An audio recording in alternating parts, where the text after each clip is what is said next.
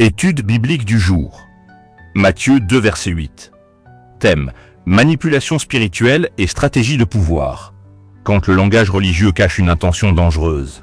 Puis il les envoya à Bethléem en disant: allez, prenez des informations exactes sur le petit enfant. Quand vous l'aurez trouvé, faites-le moi savoir, afin que j'aille aussi moi-même l'adorer. 1.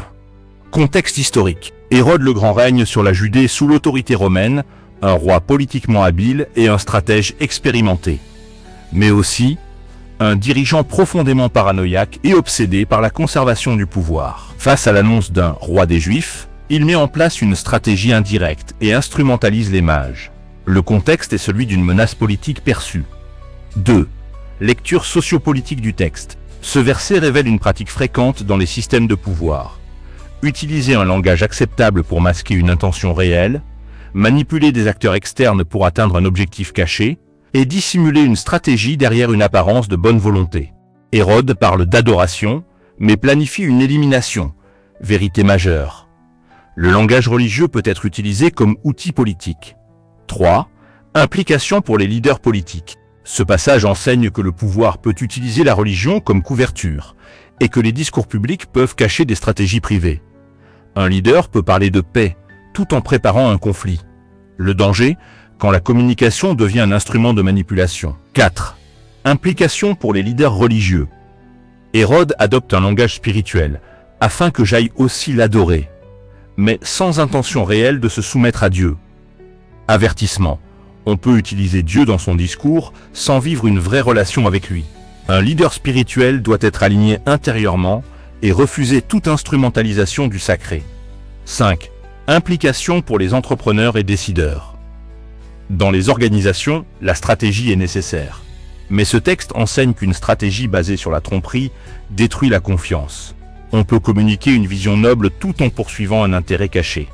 L'intégrité reste la base de toute influence durable. 6. Implication pour la société. Ce verset révèle un principe universel. Les systèmes peuvent fonctionner avec des discours trompeurs. Une société devient dangereuse lorsque le langage n'est plus aligné avec la réalité et que les intentions sont dissimulées. Le problème n'est pas la stratégie, mais la manipulation. 7. Implication directe pour les chrétiens. Ce texte interpelle chaque croyant. Tu peux dire les bonnes paroles et donner une bonne image, mais attention à ne pas vivre dans la duplicité. Implication concrète. Sois vrai dans tes intentions, refuse toute manipulation et cherche une cohérence entre parole et cœur. Dieu ne bénit pas une foi basée sur l'apparence. 8. Principe herméneutique. Nous ne sommes pas dans un contexte monarchique antique, mais le principe demeure. Le langage peut être manipulé, le cœur détermine la valeur des actions, et l'intégrité est essentielle dans toute responsabilité. On applique le principe moral universel. Message sociétal.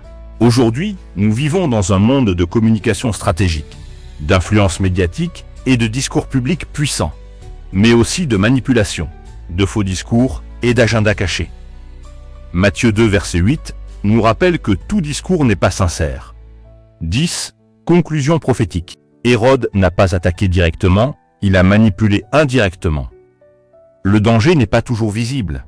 La vraie question, ton langage reflète-t-il ton cœur? Prière. Seigneur, garde-moi de toute duplicité. Que mes paroles soient vraies et alignées avec mon cœur. Délivre-moi de toute manipulation et donne-moi une intégrité profonde.